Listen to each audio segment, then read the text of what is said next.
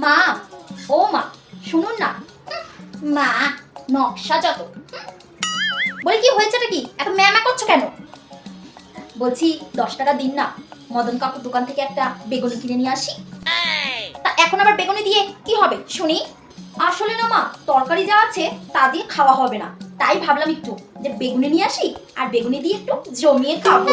জমিয়ে বেগুনি দিয়ে খাবে তাই না? যখনই দেখলে পেনশনের টাকাটা পেয়েছি আর তখনই বেগুনি খাওয়ার জন্য তো পরানটা আনছান আনছান করছে তাই না?